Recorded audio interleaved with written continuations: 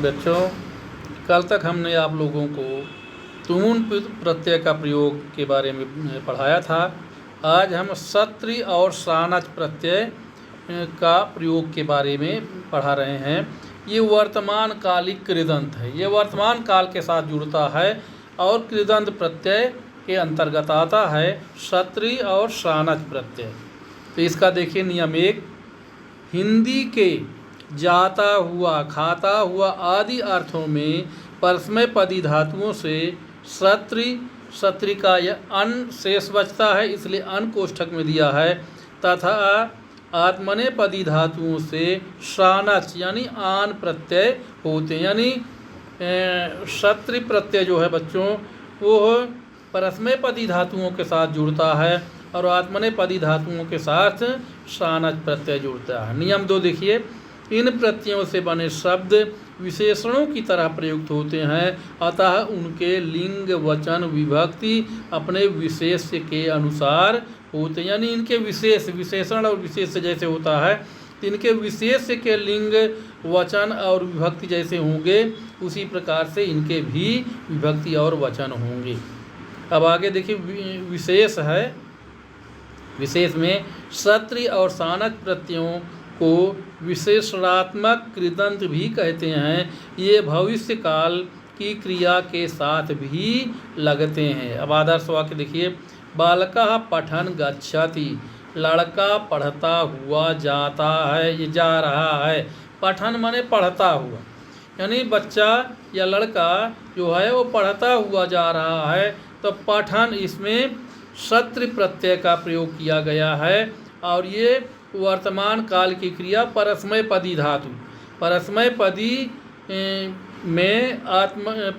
पदी में लट लकार यानी परस्मय पदी में पठ धातु के साथ सत्रि प्रत्यय जोड़ने पर पठन यानी इसका अंश शेष बचा सत्रि प्रत्यय का, तो पठन हो गया। तो लड़का पढ़ता हुआ जा रहा है। हसंतीं बालिकां पश्य, हसंतीं बालिकां पश्य, हंसती हुई बालिका को देखो। तो इसमें देखिए हसंतीं, इसका जो है इसमें भी अन प्रत्यय का प्रयोग किया गया। हसंतीं बालिकां पश्य, हंसती हुई बालिका को देखो। वृक्षात् पतत् फलम पश्य, वृक्ष से गिरता हुआ फल देखो या पेड़ से गिरते हुए फल को देखो। यहाँ पर सत्रि प्रत्यय का प्रयोग किया गया है।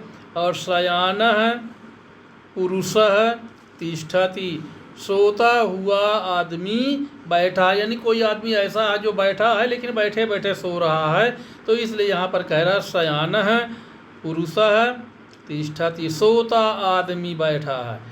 बैठा तो है लेकिन सो रहा है, तो सोता हुआ आदमी बैठा है। और फिर आगे है, अहम कंपमानां बालिकाम अपश्यम, मैं कांपती हुई बालिका को, लड़की को देखा, यानी मैंने कांपती हुई लड़की को देखा। कंपमानां, इसमें आन जुड़ता है, सानच प्रत्यय का इसमें प्रयोग किया गया है। और ऊपर चौथे में भी शयानः में भी सानच प्रत्यय का प्रयोग किया गया। सीधन सानच बराबर शयानः, यानी आन उसका शेष बचता है, तो इसमें हो गया सी धातु में आन जुड़ गया तो शयान हो गया सी धातु में। और अहम कंपमानां, कंप धातु में सानच प्रत्यय जुड़ गया तो कंपमाना यानी आन हो गया, कंपमाना हो गया। क्योंकि बालिका है इसलिए बालिका में कंपमाना हो गया।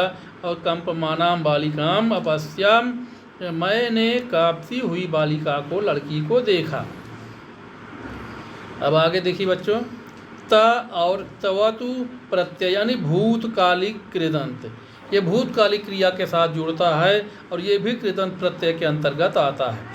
अब इसका नियम एक है, भूतकाल में काम के पूर्णतया समाप्त हो जाने पर, यानी काम जो समाप्त हो चुका है, यानी खा करके पी करके जैसे, इसी तरह से इसमें भी प्रयोग होगा। तो काम के पूर्णतया समाप्त हो जाने पर धातु से ता और तवतु प्रत्यय होते हैं, इनमें ता में ता और तवतु में तवत शेष रहता है। यानी यदि ता प्रत्यय जुड़ता है तो इसका का वाला भाग हट जाता है, केवल ता शेष बचता है। तवतु में भी इसमें केवल तवत बचता है। नियम 2 है, ता प्रत्यय सकर्मक धातुओं से कर्मवाच्य में तथा अकर्मक धातुओं से भाववाच्य में होता है। यानी ता प्रत्यय जो होता है सकर्मक, यानी जिस वाक्य में कर्म भी हो उसमें उसकी ऐसे सकर्मक धातुओं में कर्मवाच्य में, तथा अकर्मक जिसमें कर्म नहीं होता, जैसे वह जाता है वह खाता है, इस तरह में बिना कर्म वाली धातुओं में भाववाच्य में प्रयोग होता है।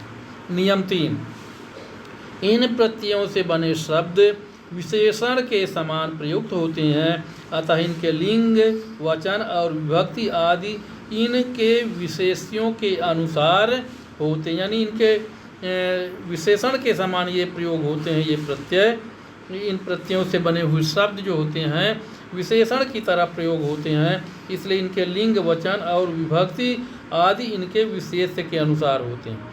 ता प्रत्ययान्त शब्दों के रूप आकारांत शब्दों की तरह तीनों लिंगों में चलते हैं, जैसे गाता है, त्युम,